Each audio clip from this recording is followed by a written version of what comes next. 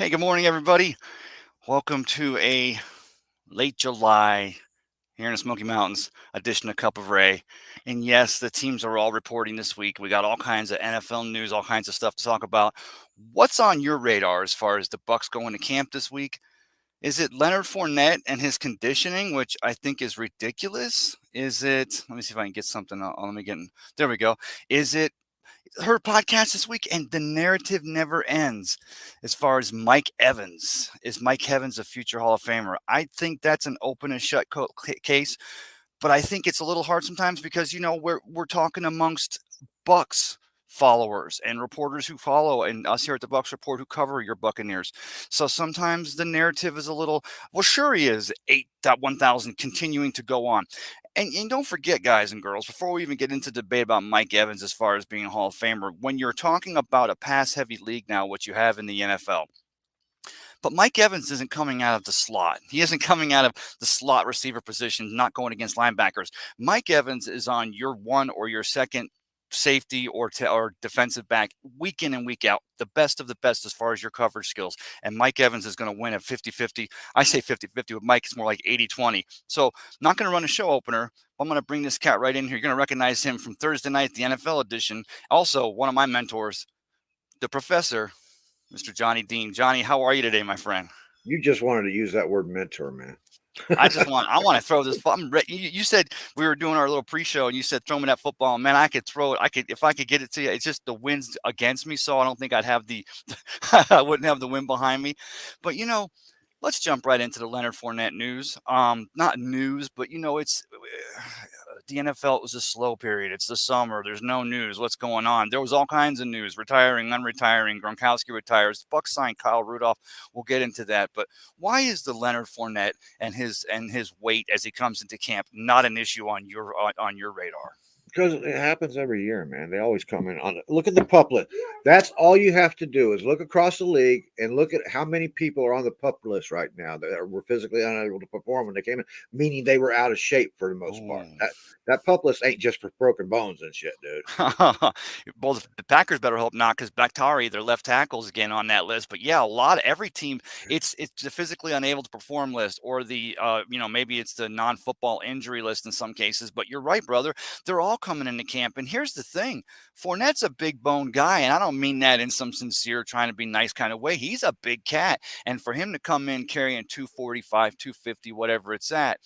The weight's not what bothers me, but I think what starts to get people thinking is because we're so used to this Tom Brady, everyone's on the page, we're going to run through a wall, which I still think you have with this Todd Bowles-led now head coached Buccaneers team. But maybe they're like, oh, is there going to be starting some lapses, or is it just the national narrative always trying to break down the Buccaneers party? It's the national narrative trying to break everybody down that comes in like that. It's not, It is. dude. That article came out in June 1st. Okay, he's Right. had 2 months. He's in better. He's in better shape now. I don't think he's on the pup list. Actually, I think he's going to be in training camp. You know So what, Johnny? I'm sorry, brother, I cut you off, but let me pop this other guy in here. If you don't know this cat, of course, he was on with me last week on Cup of Ray, but he's a great friend of ours and a knowledgeable source for all things National Football League and a lot of other stuff. Welcome in from Indiana, Mr. Misidor. How are you today, my friend? All right, tell me how you doing today. Good. So we were just talking about, Johnny was finishing up on the whole Leonard Fournette and his weight thing, and when you see that getting run after run after run in the media, what do you think? I think they have to have something to talk about. I mean, exactly. he came in 260. Yeah, that's heavy. I mean, that's there's no secret about that. That's a heavy running back, but Right. he's entitled to his offseason as long as he makes weight or gets into playing shape by the time the season starts. This is a non-story. This is just something to fill fodder for the news media and try to keep their names in the headlines as well as the Bucs. Very rarely are you going to see a top team getting, top praise in social or in media in general. So I just think it's a non-story that they're making a story. I think Fournette could come in and play at 245. He's not a scat back. He's not a fast guy. Right. So bring him in at 245. I'd love to see that, man. Let him go break some. To have a workhorse like Leonard Fournette, if he's got a couple of pounds, which you know he's going to drop it in camp. You know he's going to be at one Buck Place or the Advent Health Training Facility in the next 5 weeks. That's going to drop. Now, I also see the story. I think it's just the agent or the guy who's working out with him physically. He says, oh, don't worry, he's sitting in his sauna and losing it. I just think at this point they're going to say anything to just whatever. I don't think that Leonard Fournette's staying in a sauna 8 hours a day, dropping all that water weight, because that wouldn't be healthy, would it, guys? But, I mean, go ahead, Johnny. I haven't seen his name on the pup list. That's all I know. Right. And you do realize that I don't know if anyone's ever wrestled in high school or wrestled collegiately or seen the what was that movie called back in the 80s? I can't even think the name of it right now. Hold on a minute. What was it? I know what one you're talking about with the college wrestling, the high school wrestling thing. Right. With Suzanne Arquette. Wasn't she the girlfriend? Not all it's the right moves, but yeah, go ahead, brother. I know what you're talking about. But the point is you can cut 15 pounds of water weight. If it was a weight issue, 15 pounds of water weight, you can cut realistically in a day and a half. UFC fighters do it in a day. 4 hours. That's not healthy. 4 hours at Ray J and that son. Right. He's going to melt those pounds off. There's a difference between muscle weight and fat. Exactly. Right? Yep. He's not lost muscle. No. He's definitely still training. So I don't think it's an issue. I don't understand why it's all blown out of proportion. Jerome Bettis. It's hilarious to me that it came out June 1st. Okay, that's 2 months ago, and now it grabs traction, and I'm like, what the?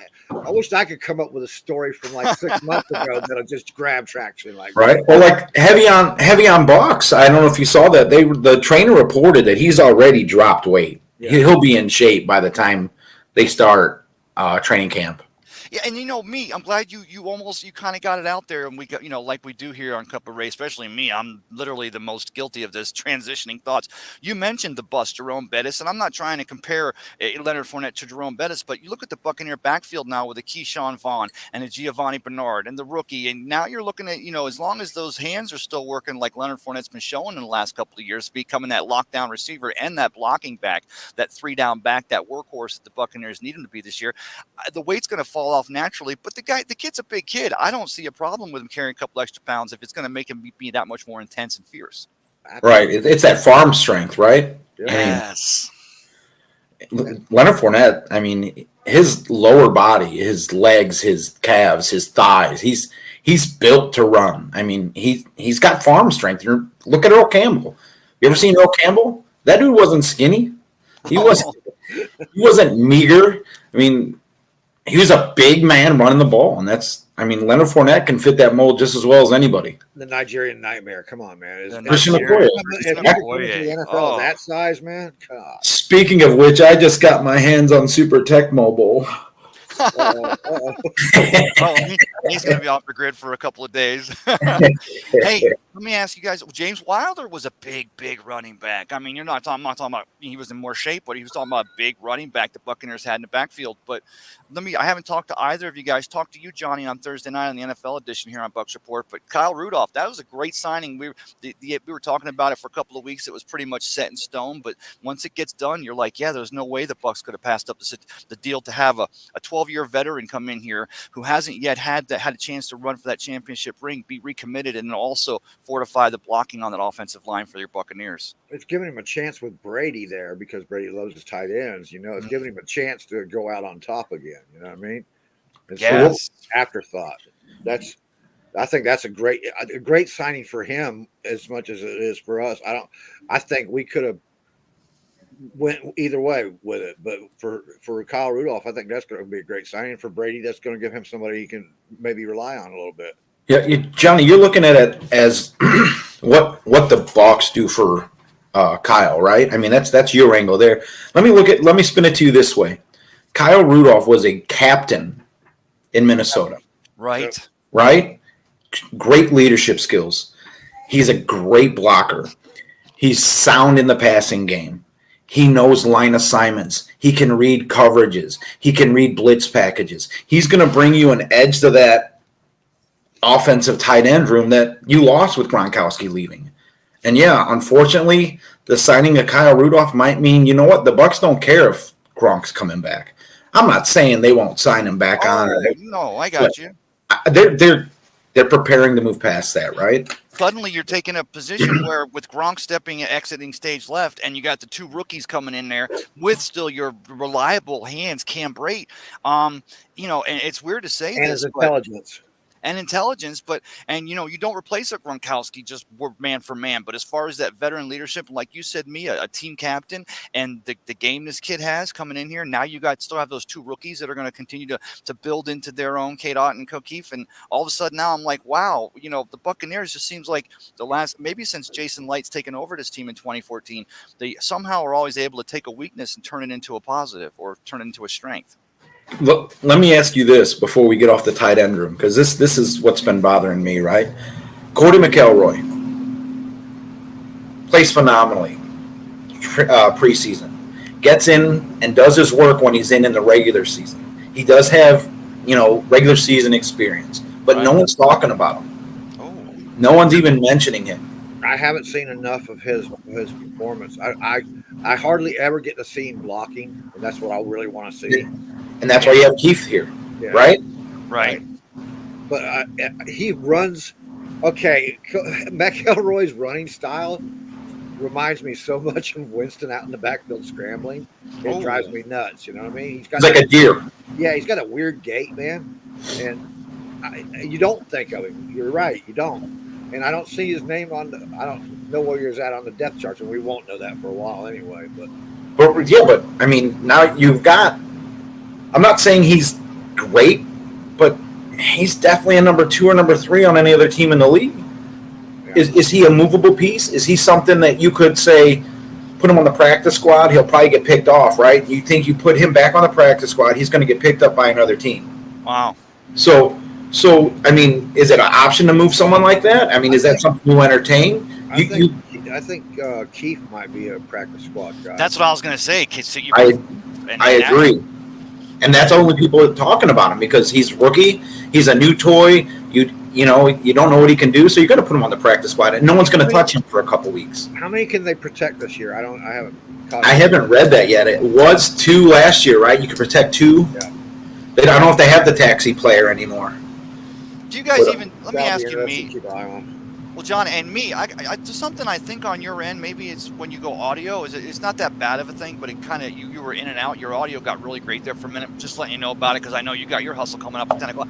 Before we get into any deeper, tell everyone where you're going to be at 10 o'clock so they can jump over and catch your show, brother. We're on the Crew NFC Roundtable. You'll find us on Facebook, Spotify, YouTube, Twitter, Twitch. Anywhere you can see my ugly face, it'll be there. And we just cover all things NFC. Big topic on the show today is the Kyles. You got Kyle Murray inking a huge deal, which is he worth that? And then you got Kyle Rudolph coming to Tampa, which he could make a big impact in that locker room. Good topics. I posed that Thursday night with you, Johnny, when I was talking with you and Alex Loosemore again on the NFL edition, is that I wasn't trying to make a comparison position for position or talent for talent, but, the Cardinals locked down Kyler Murray, and you still have Lamar Jackson, and Baltimore's trying to figure out what they're going to do. Baltimore's never been hiding the fact that this team is built around the skill set that Lamar Jackson brings. Baltimore and Jackson are working on a $206 million deal right now. Can you imagine? I mean, isn't that, what do you, no, let me ask you this, 2019 NFL MVP and Lamar Jackson, phenomenal talent, but the style of play, it lends himself to, he's one of those quarterbacks that's going to pull it, grip it and rip it and run it down, almost like going back, you're talking about, any of your quarterbacks like that. Is that the reason why Baltimore has been a little slow in locking this guy down with that huge contract? Because they realize at the end of the day, if this kid gets hurt, now your cupboard's really bare. I think Baltimore is more worried they have a Cam Newton type quarterback. Cam Newton was explosive his first couple seasons and then just fell off, right? And their play is similar. But I look at Lamar Jackson's play, and he reminds me more of a Randall Cunningham, someone that can throw the ball, someone that can move the pocket, someone that can run if he has to, someone that's electric down the field. Cam Newton was great, but he wasn't someone that I would call electric down the field. Until Baltimore gets rid of Greg Roman's scheme, it's going to look. But you're not really going to see his best. That's why they brought in the extra tight ends, because he likes to throw the tight ends. But as far as the contract goes, that's on Lamar. They've got a $206 million contract sitting there waiting for him, and he's not in a hurry. His mom is his agent now. So you know how that's going to go, right? Right. With the Kyler Murray, with the other contracts, with the Aaron Rodgers and those contracts getting done, I was one of those people that was like, what the heck is this kid doing? I'm not saying he can't represent himself, but it makes it hard. It's good to have a liaison in the middle to be able to tell someone, look, we love Lamar. Phenomenal, not gonna say generational yet, but phenomenal talent. But part of his skill set is pulling it down and running it. We've seen him have some injuries. We've seen what happens to this team. We want to pay him top dollar, but at the end of the day, all the other quarterback deals getting done. The market's setting itself, and now it looks like Lamar is fine handling his own agent and being his own agent and going to get that contract. Man, I would be if I was his agent. I'd be telling him to put pen to paper real quick because you don't know what's going to happen this season. You might not make it through the season. You saw what happened last year, right? If you're going to get a contract like that, you really haven't been able to prove yourself, and as far as a passing quarterback, right? Then sign it now. You can adjust it later, man. Let me ask you this. The numbers these days are so interchangeable. The NFL no longer has requirements that the offensive line has to be here and this and that. And of course, Tom Brady goes back 2 years, and he didn't like the fact that the safeties and linebackers can go single digit. Do you like Kyle Rudolph in the number 8?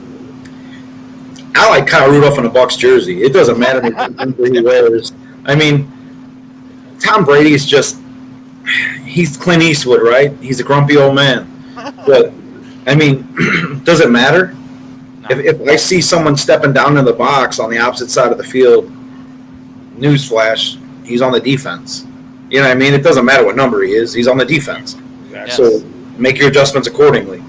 So honestly, it doesn't matter what number he wears as long as it's pewter and red or creamsicle and white, whatever you want to have it. He probably won't be here next year, but great to see him in a Bucs uniform. I'm glad you said creamsicle and white. I get it. I talked to Keith Larson, the guy who runs this jam, the dude. There's that global, there's a global inefficient or an inability to get orange and red threads or whatever it is. But I see the Giants with the Saquon tweet last week, and they're going to wear the blue throwbacks for their legacy games. The Cowboys are bringing back the all whites from the 90s for their Thanksgiving Day game. Do you guys? Am I being too much of an optimist or a dreamer here to think that maybe we get an announcement in the next couple of weeks that the Bucs are going to slip the creamsicles in 2022, or is that definitely off the table? I believe it's definitely off the table, right? They have to have the helmets and everything submitted by start of training camp, if I'm not mistaken. But if you remember correctly, a year ago, they already talked about, Bruce Arians was talking about rush this stuff, get it in here, right? Right. And then they've had a year, man. Come on, everybody. Right. But that's one of my pet peeves, man, is the hold up on this crap, man. I hear it. The Bengals white tiger look, man, that looks awesome and shit. You know what I mean? Right. And I'm like, come on, creamsicles, man. Jesus. I hear you. I'm telling you, I had this debate with a young buck just this week, and by young buck I mean just a younger guy, and he's like, man, those creamsicle uniforms are hideous. And I'm like, dude, let me tell you something.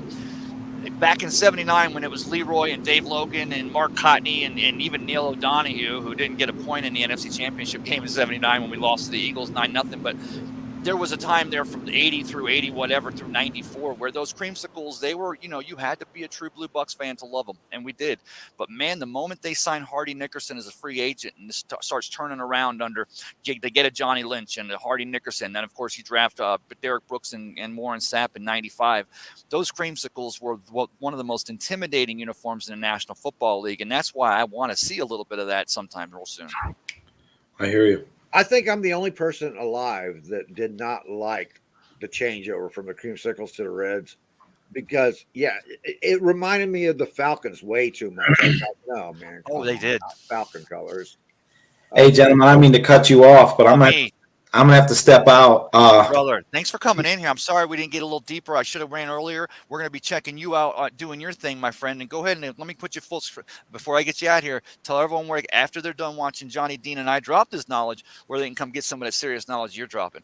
Thank you. Definitely come by Crew NFC Roundtable on Facebook, YouTube, and Twitter. We're also on Twitch as well as just about any other social media platform you can find. We will Spotify about an hour after the show. So love to see you there. Come and give us your thoughts. Brother, Send me thank the you so show, much. man. Send me Yeah, the send show it to when us, you and get we'll on share it. the heck out of that, me. All right, gentlemen. Thank As you. always, thank you, brother. Later, Take bud. care. Man, I'll tell you what, let me throw him out of there. So, Johnny, we already talked about the number 8. We already talked about Leonard Fournette. Is there anything else now as the quarterbacks report tomorrow, the coaches did last week, a team's getting ready to go to camp? Some of the positional battles that you're looking at. I know we're kind of rehashing some stuff here, but we have some people out here watching, maybe haven't caught our shows before, and they'd be interested to know what we're looking at as far as camp battles. Well, they started quarterback school yesterday, Right? and that's just all the quarterbacks getting together and shit like that. I don't Yep. camp battles. You really at the end of training camp, right as it's winding down, Right? that's when the camp battles will start showing up. Right now, that tight end room is going to be a fun one to watch. Yes. The running back room, as far as to who's getting cut, because we know there's going to be some cuts there. That's going to be fun to watch, and I think a lot of people are going to be disappointed in some of the cuts because there's some fan favorites that I think are going to be cut. Actually, Wide receiver too. Wide receiver's gonna. As I hear my dog Ruth out back barking again, just loving his Smoky Mountains up here in this vacation. But that wide receiver room's gonna have some positional battles, and of course, I'm not just running it up the flagpole because it's something that just pops in my head. Although it's usually how I operate. But that kicking battle between Borgalis and Suckup. I mean, I've been watching that closely, actually, because they kept Borgalis on the protected last year. exactly. Even during, and now that we come off COVID, there's a reason why that kid sticks around here. Of course, the Miami product. He was on our Got a Bucs good practice leg, that's squad. why. He's got a great leg. You remember this time last year we were going in. We just got into camp, and the talk was, because teams were carrying 2 kickers, the talk was that this kid was so hot that the Buccaneers might be able to get like a 5th or a 6th round trade. Just something for this kid rather than, which is a silly narrative. I mean, in this time of year of camp, you're either going to cut him or not. But this time around, I guess there was a little bit of a drop off in Suckup's production last year, and I think the Bucs have been very fortunate to have that veteran leadership at that kicker's position. But I think now Went it's over not his just stats, and Suckup did not hit anything over 47-yard field goal last year. he had one. I want to say it was a 48-yarder he hit in the 47. last 40. 47 was his longest. Was that the one in New England in that Yeah. the game that last minute? That was a game where you come down, boy, going back before we, of course, Super Bowl 55, but the Buccaneers from the previous 10 years come down to, of course, Matt Gay goes out there, becomes a Ram and gets into the top 10 in kicking. That's just the way that cookie crumbles. But I think that's going to be a very interesting battle to see. But here's the thing, you're going to see Coach Bowles is going to say, all right, go in there right now, Borgalis. Go in there and nail a 55-yarder, and if you nail it, we get out of practice now early. If you don't, then we got to do wind sprints. So they're not looking at 55-yarders; they're looking at 60 and beyond, man. The kid's got a leg, but I mean, until you get that kid, I mean, we saw him in college, but until you actually get that kid at the NFL level under some pressure, as the Bucs saw with a Matt Gay, as we saw with a Nick Folk, as we saw over the years, we bring these kickers in. They didn't have the pressure. I'm not even going to mention. I'm not even going to mention our boy FSU kicker, Roberto Aguayo. But until they get there, I know that's how I do. I'm not going to mention it, but I do. Also, something else going into the, here it is. I'm going to jump off because it's a Sunday morning and I have a little bit of latitude. It's the Browns report to camp tomorrow, and there's still no news as to what's going on there. I'm starting to think that they're going to let them go through camp, and it's just going to take their time. I thought for sure they would have announced what's going on with Deshaun Watson. They did announce it. They said she came back with Sue Robinson came back with a suggestion of 6 weeks, right?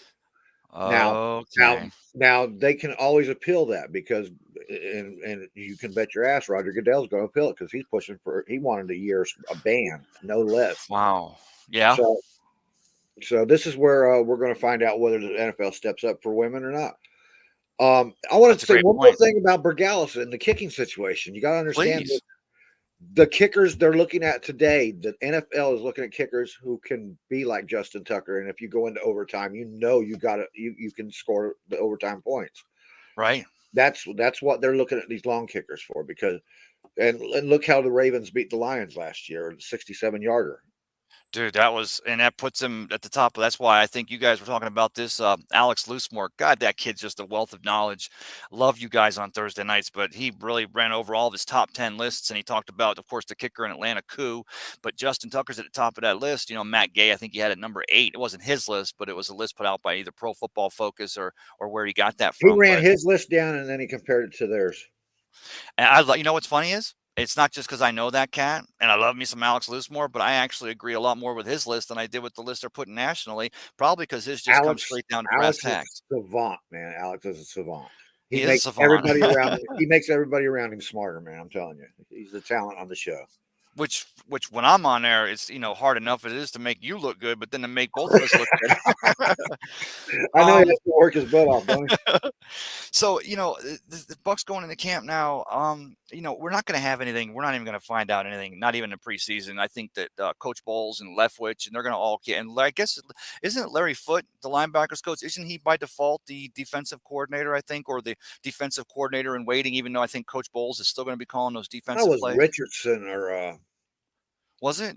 I'll have to look it up again. No, I didn't mean to put you on the spot, but I thought that because I think Todd Bowles said early on that he's still going to make those defensive calls. I could be wrong on that, but that's something I'd like to see because as much as I've seen coaches that are able to do it, like, go back and you have I'd like him to step away and trust the staff. Because yes, that's what a head coach has got to do. And we saw in New York, he got too involved, and that's what what caused all the downfall. Your head coach needs to step away and let his staff do their work. He's got to trust in the staff. You put a staff together, you have to trust them to do what you put them in there for. And here in Tampa Bay, I mean, let your offensive coordinator Tom Brady make his calls. I'm kidding.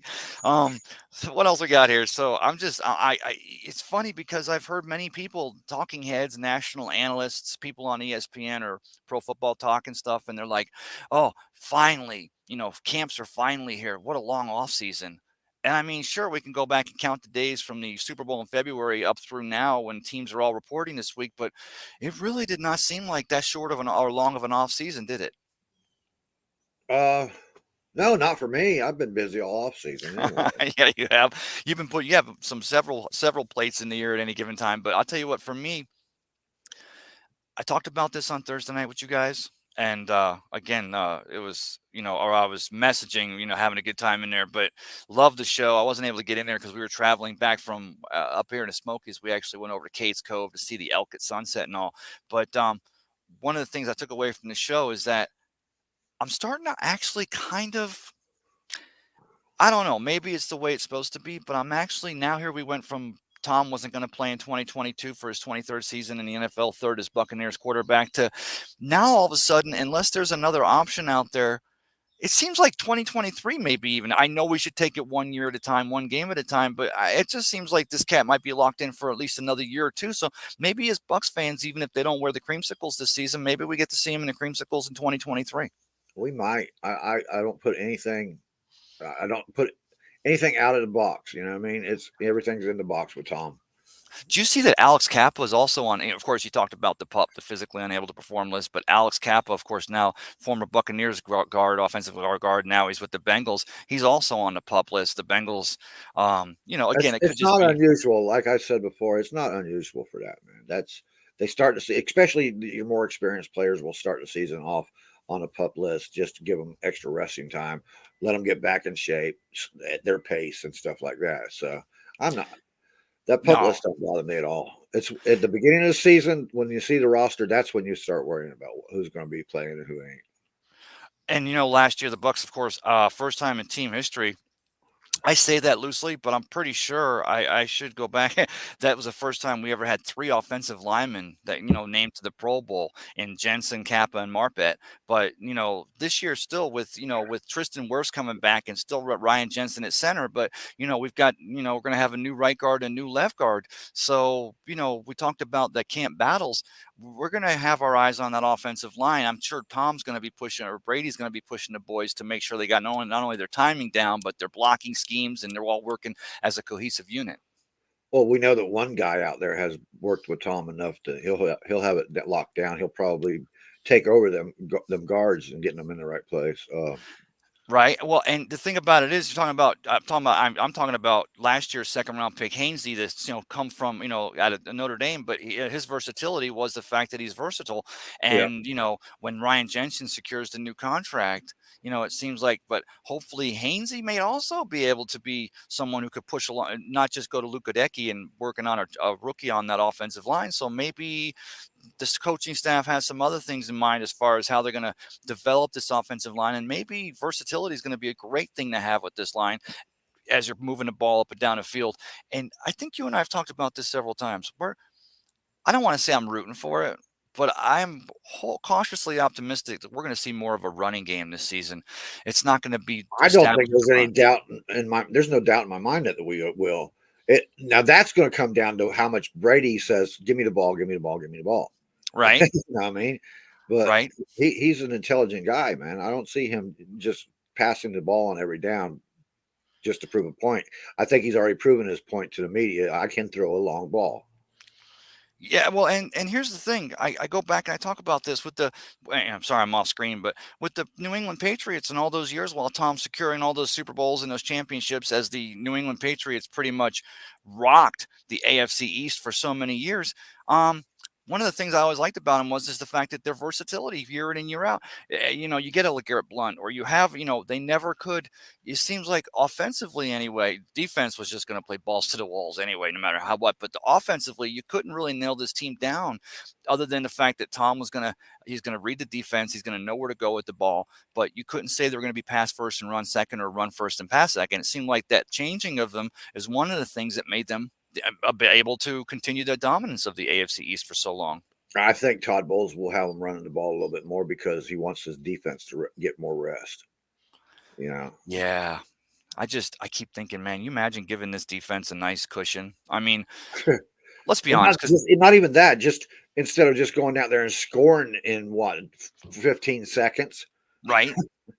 Well, putting the defense behind the 8 ball, getting a small lead, but the defense realizing that by this the fourth quarter, offense, defense is wore out. yeah, well, and this offense is not going to just be an opportunistic offense going for the jugular. I mean, they're still going to go for it, right? You're not going to Yeah, just completely do away with the no risk and no biscuit. But you put the other team behind the 8 ball when they realize, whoa, all of a sudden it's not a conservative offense, but they're going to predicate themselves upon establishing that run. So now instead of getting the ball for 60 offensive snaps per game, maybe the Bucs are looking to limit them to 40, 45 offensive snaps per game because we're controlling the clock. And then our defense, and you give this team, this defense, this Buccaneers defense, you give them a team that's is a little more trying to score a little more desperate, if you will. And that's when I say, especially in the NFC South with your rookie quarterbacks and Mariota there in Atlanta, and whether it's Baker and Darnold, I know we've had this conversation. It's probably Baker Mayfield there here in Carolina, as I'm here in the Smoky Mountains here in Waynesville, North Carolina. But you start giving you give this defense a nice little lead and cause other teams' offenses to play desperately. And I think the Buccaneers could lead the league in turnovers in 2022. I think so. I just came up with that. I think that's if Bowles runs a defense where they take and pound the rock, then you're going to beat these other teams up. By the fourth quarter, Brady's just going to have his way with them. You imagine if they're able to, because you still have Blaine Gabbert. Of course, he's coming in as obviously he's the incumbent number 2, and you still have a Kyle Trask who's going to be running the scout offense and still getting time behind the goat and learning how to run an offense. But I think in my wildest of all happy fantasies, number 1, 20-0, Super Bowl 57 out there in Arizona. What is Fred around? Where's Fred? Fred 20-0. Fred Swayze Moore, always coming out with Fred. I was channeling my inner Fred, but man, I'd love to see the Bucs get enough of a lead. Do you think? Never going to say what nobody's inside. I don't. Even Giselle doesn't know what's going on inside Tom's head. But do you think Tom's at a place now where he can see the team get enough of a lead where he can take off the boots here in the fourth quarter and give everyone else a chance to run some other put some other players in? We had some good leads last year, but you know what happens when you get them big leads? Your defense and everybody gets tired. Yep. But see, now you put Todd Bowles, and I'm not putting Todd Bowles ahead of Bruce Arians as far as the coaching philosophy, but obviously there's going to be a change in the philosophy from the very Well, top, Bruce Arians was offensive minded, and that's what he thought. Let's go score, and then right? I don't care if the defense get them in better shape. That's how a coach looks at that. But Todd Bowles is going to be the opposite. He's going to be looking at it like, I'm going to keep my boys in shape. I'm going to keep them healthy. I'm going to keep them ready for the fourth quarter. That's what a Yes. defense does. You keep the boys ready for your fourth quarter because that's when everybody puts on the heat. And with the running game and somebody like Leonard Fournette pounding these guys, Oh, they're going to be by the fourth quarter. They're not going to want to take those. They're going to be turning their head and trying to tackle from the side. They're not going to be taking him on head on. That's the Nigerian Nightmare and King Henry yes. and these guys just pound these guys until they don't want to tackle them. I'm trying to think of some other big running backs over the years. Oh, there was Chuck Foreman, of course. He goes back to the early '70s with the Saints. But who else? Oh, Mark Mosley, or not Mark Mosley. He's a kicker for the Washington football team. But John Riggins, of course, more of a Oh, fullback than a tailback. But that guy was huge. Love that cat. Just the let's beast. see. Trying to think of some Buccaneers running backs all time. Of course, I think that I'll Cadillac, Mike stop. Allstott. Forget But about it. just stop right there because that's it. That's the end all be all of pounding running game right there. Ricky Bell was a big kid. Ricky Bell was a big But he was a kid. scat back. He was But he still a was a scat scat back. back, of course. And people, for a little history lesson on a Sunday morning, this is for you and me, Johnny. We've talked about this, but of course, John McKay and the Buccaneers in '77, they take Ricky Bell instead of Tony Dorsett out of Pitt. Of course, John McKay had the history of Ricky Bell there at USC, and at USC they actually ran the reason why they create an O.J. Simpson. Can we even say his name anymore? The reason why they create the USC running backs and the history there was because John McKay lined them tailbacks or those scat backs, if you will, in a deeper position. It was so great because from a pure running They got a standpoint. better view of the hole and all that. Yeah. Yeah, then you go to a Barry Sanders or over the years, even a Walter Payton in Chicago. But you put the running back there, and I've said it before that I don't know why. I don't know why in today's game we don't see more of a 38 or a 28 pitch or I a want to 38. see another Gale Sayers, man. 18 Oh inches of daylight. Come on, man. That guy was one of the most amazing backs ever. And they don't get talked about enough. I guess people are no, he doesn't. too young nowadays, but 18 inches, the guy could throw the ball, he could catch Yes, the ball, and he could damn sure you could not tackle the guy. I mean, right. he was like blah, blah, blah, blah, and he wasn't running through people. They just couldn't get their hands on him to tackle him because he was all that movement of his, that He was style so of elusive. yeah. I got Shane. I got a couple of comments from YouTube up in here. Sean Spencer says the Nigerian Nightmare Christian Okoye loved him, He and was then the biggest pounding son of a bitch ever let on me the tell you field at something. running back position, man. And then the Nigerian Nightmare was a perfect nickname for that guy because I had nightmares about that guy. Could you imagine him coming through the hole? And then Earl Campbell, as me was saying, Earl Campbell was a beast.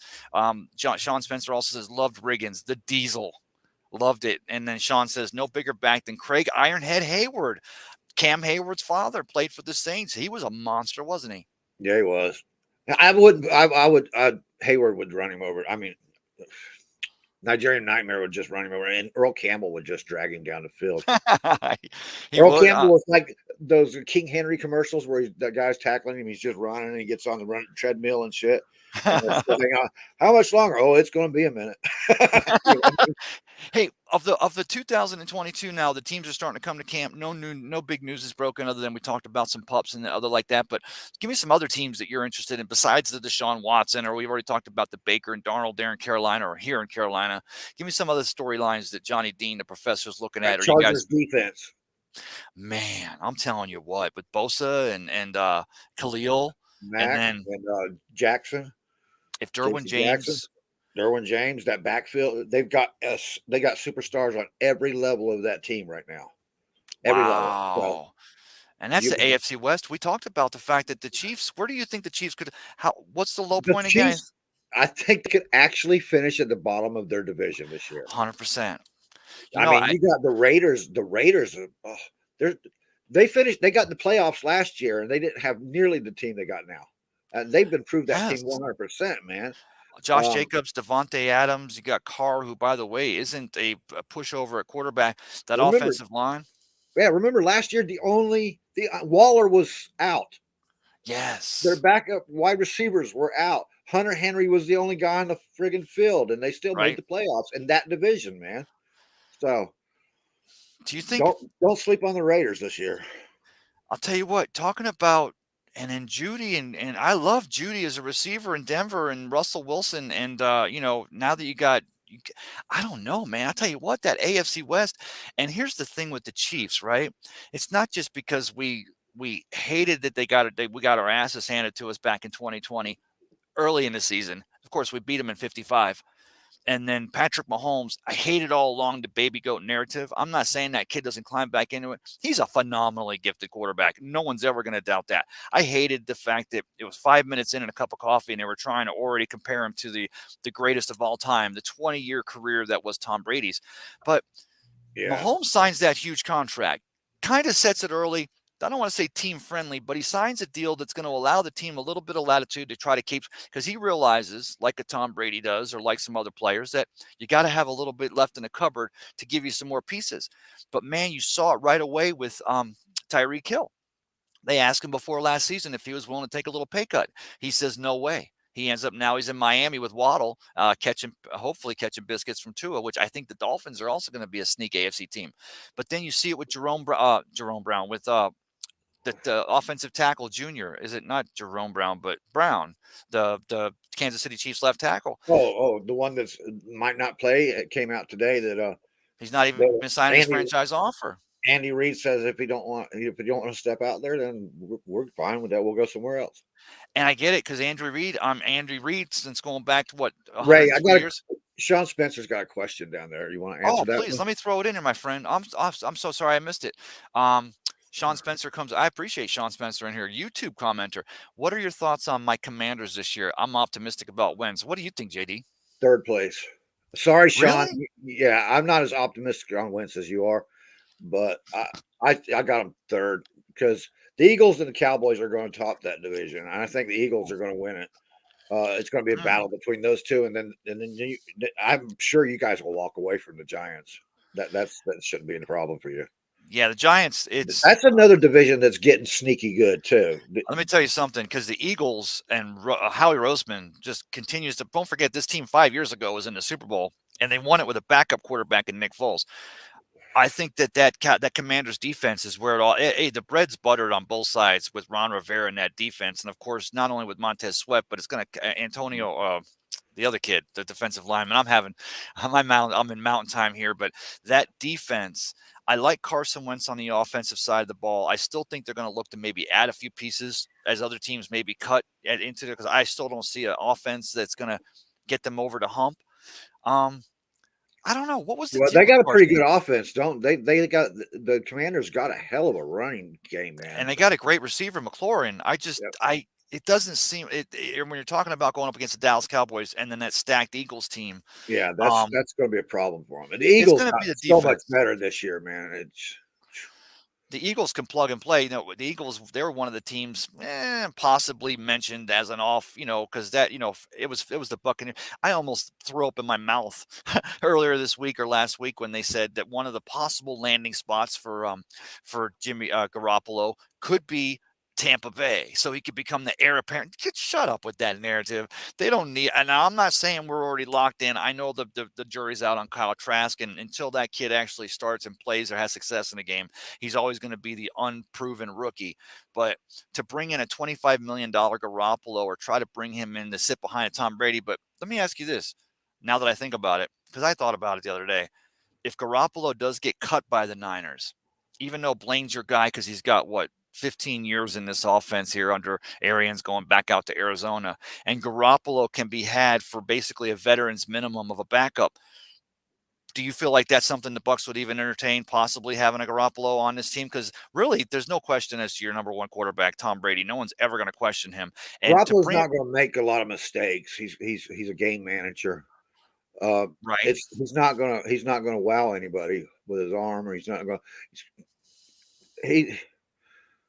Sounds like Tom Brady. I mean, yeah. No, Tom Brady can wow you with his arm. That's been a narrative that was mistaken for so many years that Tom Brady didn't have the arm. But I think that's one of the reasons he wanted to play in that air game, no risk it, no biscuit, because he wanted to prove his arm to everybody. You go back to that New England game. I've referenced it twice because I don't know if you noticed it, but last weekend it was on the NFL Network. Ran It that was game on all all. weekend, right? Yeah, And every time I turn it on, I have to watch it. And you go back to that last drive. First of all, what kills me is don't forget the Buccaneers won that game by 2 points. And that was after a missed 60-yard plus attempt there at the end by Folk.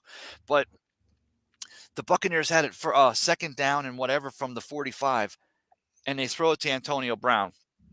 The defensive guy makes an incredible catch on the play, but Brady literally puts this ball 50 yards, just puts it right, I mean, where it had to be.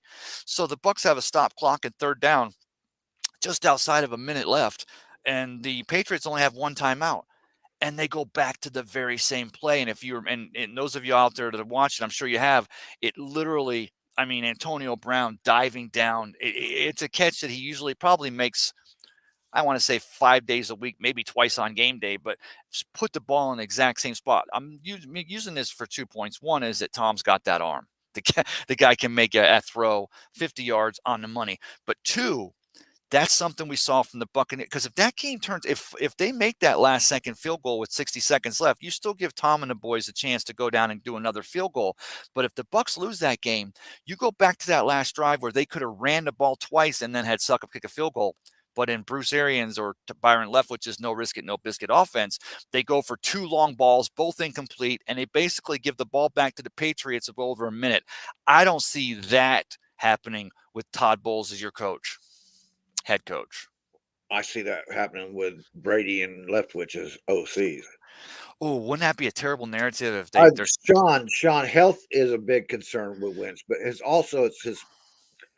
I don't think he has that football drive. He don't want to be a football player. He wants to be a football star. I And think that there's a difference there. Frank And Reich wanted him to be something that he wasn't ready to be last year. That's for sure. and Corey has a good. He's got the best place for Jimmy G right there. Jimmy Problem is Goff Ooh. getting out of that contract. Yeah, but Getting Goff out of that contract's a big deal, dude. isn't the running back in Detroit? That's DeAndre Swift, right? Plus they Yep. have Amon St. Brown, or he's the wide receiver. Ross St. Brown, yep. They've got a pretty good team, and then bury the lead. Good team, man. Their defense is where they're actually gonna. I said this. I like you got the Bears are trying. I don't know what's going on there. The Vikings, They're rebuilding. They're rebuilding. The Packers, I mean, I can't put it past Aaron Rodgers because it seems like, you lose a Devontae Adams, but, Bakhtari on the pup, but he'll be off of it before a camp actually starts. But they bring in I don't know. I never want to put it past Aaron Rodgers, but I just think that at some point that magic wears off. And if that's the case, then I think the Lions have a great shot at winning the NFC North. Yeah, Alex Schomer, he actually picked the Lions to win the NFC. Alex said, "Is this an episode of Ray Gone Wild? Where's the deer?" I'll tell you what. Yeah, I'm actually here I'm at a nudist colony here in the Greater Carolina Mountains. And by the way, that's a $10 point you're looking at right there, my friend. Alex should have came in here. Alex is in Florida. He's down in your place, man. That's right. He's down in Florida. He crossed the state he line. went over there. He went over there and crashed in your house, man. He likes to pull. He should have. I should have left him the keys and should have left the light on for him, just like the Buccaneers have that for everyone else this year. I did skip one back here.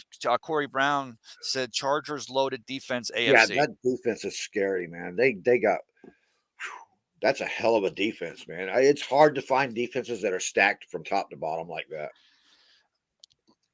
Tell me, ask you, Johnny Dean. So we're just spitballing here. Top 4 AFC teams, not necessarily in any order. Give me your 4 AFC teams that are in championship. I have to limit it to 4.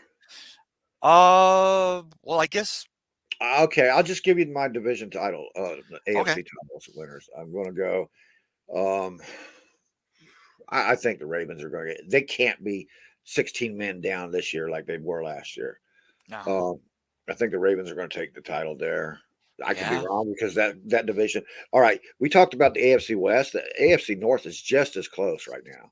I think the Browns are the outlier in that division right there. Yes. A lot of people will say the Steelers, but I think the Steelers are changing back to an older style of football where it's going to be ground and pound and defense. So that's a winning title right there. That's a winning recipe. Is Najee Harris? I know the kid's a phenomenal running back. but is he big enough to be that workhorse in an old He style? he carried the ball. What was it, 500 times last year? Yeah, no, I mean I He get was it. He's 80% of their offense last year yeah, because Ben couldn't hit Deontay Johnson downfield, and he didn't no. have the arm for it no more. So look for that. You're going to see some big shots. They're going to play run short passes, short screen passes, and stuff like that. And then you're going to see those shots downfield to Deontay Johnson and stuff. So Alex Schumber says, I'm soaking up the Florida sun. Corey Brown says AFC 4 championship. Oh, this is what Corey Brown says, Johnny. I know you already said you said the Ravens, and you're talking about the AFC North. Corey says AFC 4 championship. The Raiders, Chargers, Bengals, and Bills. yeah, I got the Bills as a winner. Yeah, but the Bengals, that's going to be a tough division too. The Bills, I'm telling you He what. couldn't decide between the Chargers and the Raiders either. That's a hard one right there. Yeah, I still say, man, maybe it's just me. Unless there's some kind of a problem internally, like the team is still just out of whack. I know and maybe it's because of my boy Richard Rock, and we're going to do another show because he's my Dolphins insider. I got three more. I got three more goes here. Yeah, go ahead, Johnny. Give me your other three. Okay, Bills. Corey already said that one. Right. I got the Colts, and I got the Chargers. The Ravens, Colts, Bills, Chargers. Darius Leonard, the Charger or the Colts. Don't lock Yeah. that in and bet on it because the AFC is just so wild right now with so many good teams. So is it maybe by the time that the team gets out of the AFC and the AFC Championship game and gets out there to Arizona in 57, they're probably going to be so beat up that the Buccaneers, being the NFC representative there in the Super Bowl, will have no issues with them. I I'll don't give you, really. Okay, I think that there's more strong teams in the AFC, but the few teams that are strong in the NFC are stronger. yeah. Give me a team that's one of your stronger besides the Bucs. That's too easy for me. Give me a couple of your Give me a Well, couple you of your got NFC top teams. you got the Rams, you got the Niners, who own the Rams, except for last year in that championship game. You think Okay, that continues in 2022? I'd love to see the absolutely, Niners. Yeah. absolutely. I think the 49ers are going to be more dynamic next year. Actually, Teams are just built to build. Like the Buccaneers getting beat in a regular season now. Brady's 0-4 to the Saints. And Johnny, you and I have talked about this many times. Divisional teams are built to beat other divisional teams. exactly. Because if That's you how you can't, build. right? Yeah. Yeah, if you can't win your division or win within your division, then you don't have any reason to be trying to win it up top. Yeah, the 49ers, they got Debo going to get that back, and Bosa, the defense, Trey Lance. I have no problem thinking Kyle Shanahan's going to come up with some type of an offense, and it's going to be predicated like like Mike Shanahan used to do with the Broncos back in the day, heavy run. Yep. But I I see a don't lot of know. Trey Lance. Trey Lance got a good arm. Remember, he's 1-1. He's He a only good. I played. mean, He only played in 2 games last year, and he was still 1-1. So yeah, and Barry to lead the end. Kyle Shanahan's. I mean, any coach is like this, but like a Sean McVay or a Kyle Shanahan, if they're going to say pull it down and run, if that's your best option, they don't want to see the kid running constantly, putting their quarterback in harm's way. But they're going to do what it takes to win, the reason they got Trey Lance is he's a smart quarterback. right? They didn't get him because his physical ability is off the chart, but they got him because he was called his first season. He was calling his own plays out there in college. Okay, and that's Yes. something you don't see out of the Big Five guys. It's Trey Lance has got that football mentality, and that's what you want to see in a court. That's why they went and moved up so far, and gave away all them trades and shit to get him. 5 years from now, are we talking about Justin Fields and Trey Lance as the 2 top quarterbacks in the NFC? No, not Not Justin Justin Fields. Fields. Yeah. Not Justin Fields. I'm not a. I haven't His seen opinion. anything out of this quarterback class to whoa me. Even with Mac Jones out there, Mac Jones went to the right spot. To put him in the perfect position. He went from, oh crap, Alabama's coach Nick to Bill Saban. Belichick. He went to the clones. They're Yeah. clones of each Best other. friends. So, yeah. Yes. I still go back to last year. What a crazy game that was where the Patriots, they ran it. They literally passed the ball one time. That was the win game there in Buffalo. Or was it? I think it was in Buffalo, or it was against the Bills. And they literally ran the ball every play. It's funny because Bill Belichick, among all the things that you can tag on that guy, one thing is he'll do, no matter how out of the ordinary or outside the box it is, he'll do whatever it takes to win.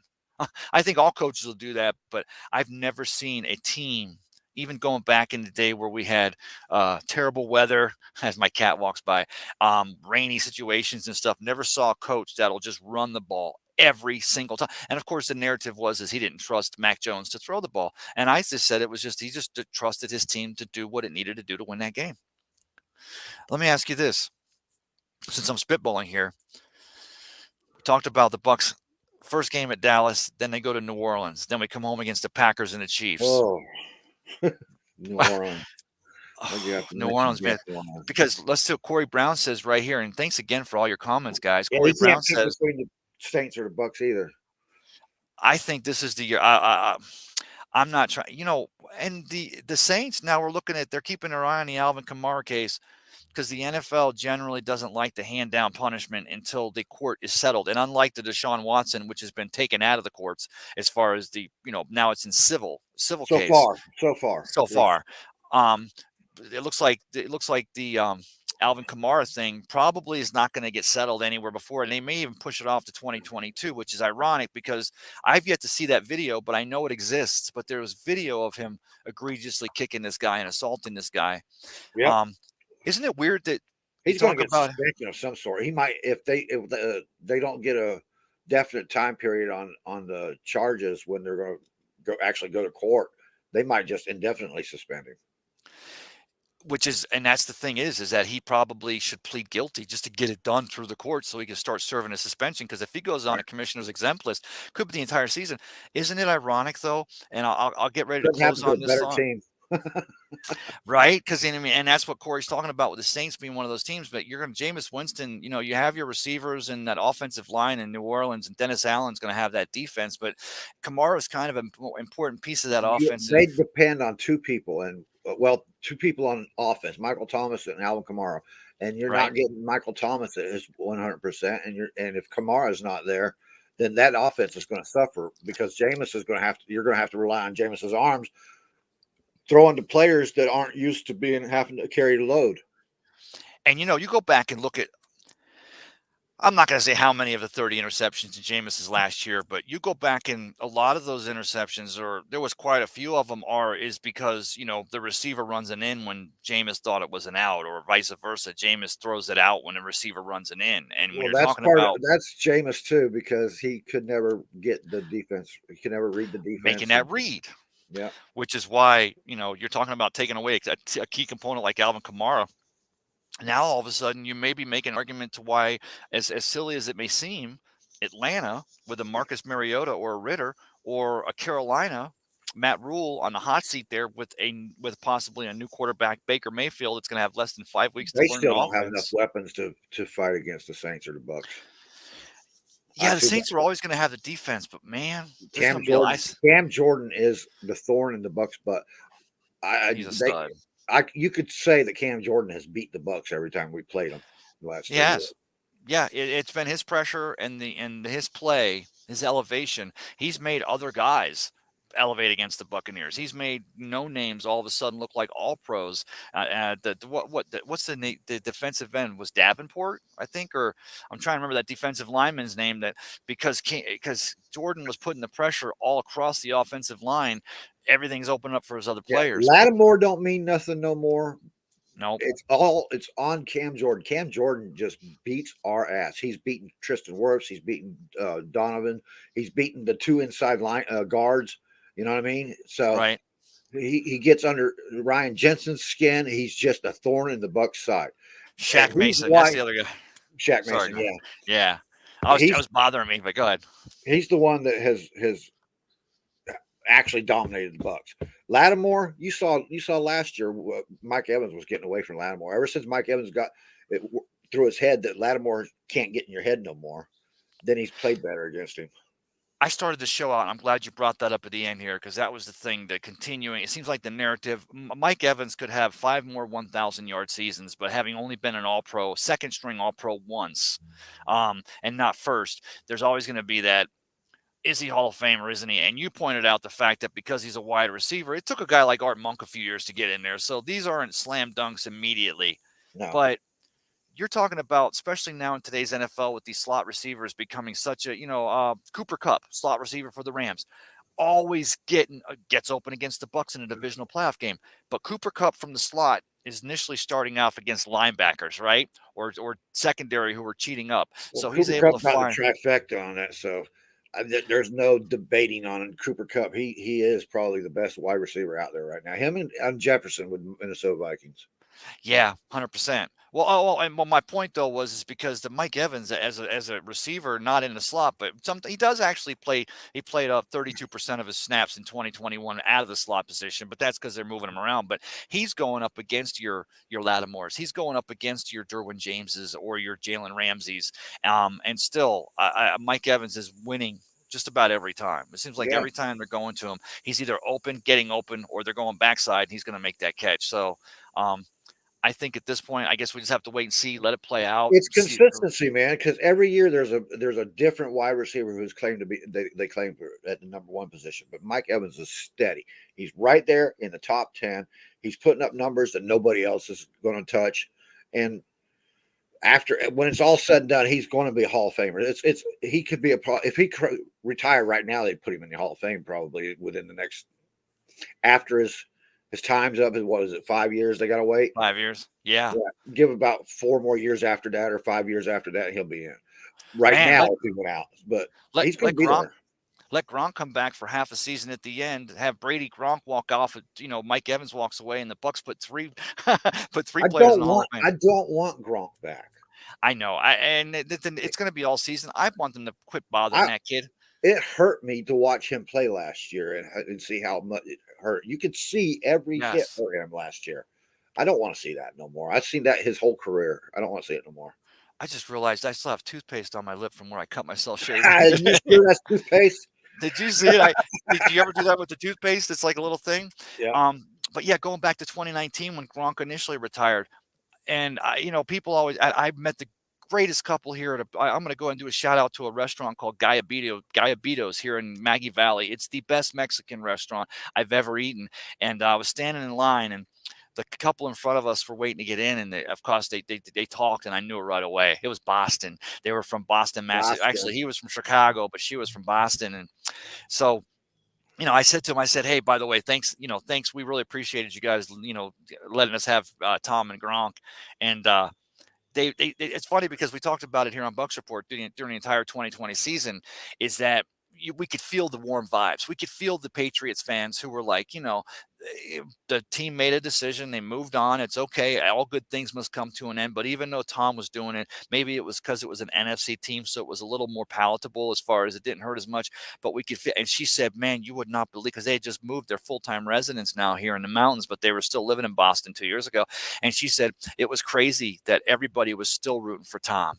Still rooting for Tom and Rob, but You have to, man. People that yes, don't root for Tom are just haters, man. They want to blame Belichick's Spygate and all that shit for Tom Brady's ability. right? Tom Brady walked out on the field at Tampa Bay and handled it just like he handled the team in New England, and there was no cheating involved. Nope. That's Tom Brady's skill set. So, at Yeah. 44 years old, man, for Christ's sake, And the your thing is, go ahead, I'm sorry. your ability to hate on Tom Brady is just an inborn need to hate on somebody. If that's And the thing is, if you love football, it transcends just your team. Like back in the day, I hated when the Bucks would get beat by Chicago, but I knew when I was sitting there at the Big Sombrero back in the early '80s, and I'm watching Walter Payton, I knew I was watching greatness. And I say that, but my greatest moment in football is Leroy Selma coming around the end, chasing Walter Payton down 10 yards downfield and tackling him. That giant unbelievable. Leroy was a giant, man. Leroy was I told you my um I quick story. I'll finish off here, Johnny. Thanks for coming in, and thank Tracy for sharing you with me here on a Sunday morning. My dad came home; he was a police officer, and he comes home and he had the 8 to 3 shift or whatever it was. So I got out of school, and he came home, and Chevron was the big sponsor for the Bucks back in the day. And my dad's like, "Hey, you want to go meet Leroy Selman? He's over at the Chevron." And we had a Chevron just around the corner on Overton Road there. We lived off Walsingham, and I said, "Yeah." So We went around the corner, and Leroy had just came on. It was 4 o'clock. He was like there from 4 to 6, and we actually pull up to the Chevron, and there's nobody there. There's like one guy working, and we look, and the bay is open, and they had Leroy Selman on a stool, not unlike this one, sitting in a bay, and nobody around. We were first ones there, and so I had known Leroy, I knew him, and I loved him. But Nicest man on the planet. Johnny, my dad was the biggest man that he was my hero, my original, the guy, Yep. my guy, my go-to. And when Leroy Selman put his hand out and my dad's hand disappeared into Leroy's hand like a pea, and I realized how big, because Leroy stood up, and I realized how big he was. And then, like you said, the backside pursuit, never giving up, unbelievable. There's a 100%. reason why that cat's our first Hall of Famer in Tampa Bay history, and I'll always remember him as such. Man, that was a great memory. But Don't forget that was a shortened career too. I mean, if he'd have played a full career, can you oh, imagine? Imagine if he wouldn't have had to carry as much. We had a good defense around him with Dewey and the guys, but the weight he carried on this team, I think it was in '84 was the back end. The back finally drove him out. I think it was '84. So don't he forget was that the Bucs were rated #1 in the league against the Doomsday defense and the monsters of the Midway and that stuff too. In yes. '79, we were the #1 rated defense, and Purple People Leaders were there, and all those guys. The So Jack Youngblood and the Rams yeah, and the other teams. Yeah, the Four 100%. Good Horsemen stuff, and my shit. friend. Yeah, hell yeah, man. But I was saying, as far as with the couple from Boston, they were talking about how they rooted it, and that's the thing Boston. is Boston, Massachusetts. But I you just hear know, that commercial in my head every time you say it, man. Your cousin from Boston. but it transcends. If you're a fan of football, it doesn't matter your team, and that's why when you talked about it hurt to watch Gronkowski play last season, it reminded me of before he retired in New England, and he was having to have the fluid drained off his elbow every week, and of course it was the back that made him finally retire. And that was why this offseason, when people were asking me early on, I mean, back in March, do I think Gronkowski's back? And I said, I think it's like 40-60. And they said, well, why do you think that? I said, it's not because this kid's not a gamer and not because he doesn't want to stand by Tom's side, but the back drove him out of 3 years ago. The Bucs got him back. We were able to see some memorable, unforgettable moments in Buccaneer, let alone NFL history. But, Got to see you him know, break a couple more records before he retired. the I'm happy with connection it. with those two, the fact that the first Super Bowl, the first touchdown in 55 goes to him, and the way it worked out, and he comes back in here, and he was able to establish an identity from a position, being the tight end position, that the Buccaneers, I mean, we had Cam Brate, but you go back to Ron Hall, you go back to oh God, who's my boy? Number 88, Jimmy Dave, Giles, baby. Jimmy Giles. Doug well, Williams original don't forget was about original. Dave. Dave, Dave Moore, love Dave, still locking it down now. But yeah, I think the fact that we had Gronk for as long as we did, and we continue to have Tom is a phenomenal thing. But as camp's getting open, there's going to be a lot of narratives, and We if you're did not use the fullbacks an awful lot. That's why we don't have a whole list of tight ends because we had fullbacks all the way. Hell, we had fullbacks. We had a right, fullback on the roster on Arian's first year. Remember? yeah, He never it wasn't played. We traded him to the Saints, but the wasn't guy from Piscatelli, was Northwestern. it? It was the guy from Northwestern. I can't remember his name. Was it the Italian Piscatelli or something? I don't know. I'm I thinking can't. Piscatelli. That No, don't sound Piscatelli right. was the equipment manager. Hey, brother. So we're getting into camp. Quarterbacks yesterday, team this week. Where can they find Johnny Dean and the NFL? I'm going to give it away in the NFL edition here at Bucks Report. What nights and when? It's Thursday nights. This week is going to be different. We're going to actually record the show on Wednesday because we got some camp video coming in, Right? and we're going to have that. And and a lot of the people are just going to be gone on Thursday night this week. So on Thursday the show will be on, but it will be pre-recorded, and Yes. then we'll be back next Thursday, after not this Thursday, but the following Thursday, with a live show, and we're going to probably do another fantasy draft and see how many people we can get in there. Sean, you're Yeah. welcome to join us, Sean. Let me go Ray back to the Kennedy, couple.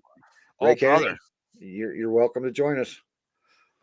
Corey Brown says, I think Vita Vea will have nasty, dirty defense. Great season. Don't expect Vita Vea make big play. This team has bad offensive line. Wait, make a big Vita's play. getting recognition, man. I mean, it might be Madden, but he's still getting recognition finally. For an interior defensive lineman and getting a 92 rating, I think Yeah, that's what he was. Just phenomenal. I love it. because, we talked about 2020, Tom Brady, the offense, Mike Evans, Chris Godwin, but bury the lead, that defense. And now as we get to Todd Bowles as our head coach, I just love the fact that we can continue to have that offensive identity. But man, hasn't Johnny Dean, we go all the way back to the OGs. Hasn't the Buccaneer bread always been buttered by the defense? It's just a little bit. It always has, yeah. Always It's been has. known for its defense. It might be known for losing, but it's always been known for good defense. Anybody that knows football has known that forever, man. Yes, sir. Corey Brown also says Rob Gronkowski is going back to WWE or sign with a. Hey, as long as He's going represent. into business, He's a people. business guy. The shaker, that shaker. I'm going to get one of those myself. I told my wife I'm going to get one of those shakers. Not only just to support him, but he's a business cat. Oh, Johnny. Hey, this isn't. Hey, we already dropped a couple. You like that? Rob's Here, gonna bring back the shake weight. my wife's looking out the window now going, what the hell is he? He's on broadcast doing that. Yeah, that's how I roll. And then Sean Spencer finishes out the show. Great show, gentlemen. Come check out Let's Talk Football in the mornings at 11 a.m. Eastern on YouTube. Brother Sean, we will. And Johnny, I'm up here for another week. So if you and I can get together, especially if there's breaking news, man, I really appreciate you, bro. All right, bro. You See talk you to you later. soon, man. Take care. Yeah. So anyway, kept him way too long. Thanks to Misador. Of course, Mi's already kicking it live over there on the Crew Roundtable. Check him out. And then Johnny Dean from the NFL edition. I hope you guys are having a great Sunday. Hope you find your beach. I found my beach. It happens to be, ironically enough, right here in the Carolina Mountains. Let me make sure I have no other comments before I jump out of here. And again, keep it tuned here to Bucs Report for all your latest breaking news, any news at all, bringing it live. Had a chance to sit and write a little bit this week. That was really nice, and had a lot of family time. See you all real soon. Have a great day, and you know how I end every one of these things? Always. Everyone needs to know someone cares. This Sunday, why don't you be the one to let them know? Have a great day.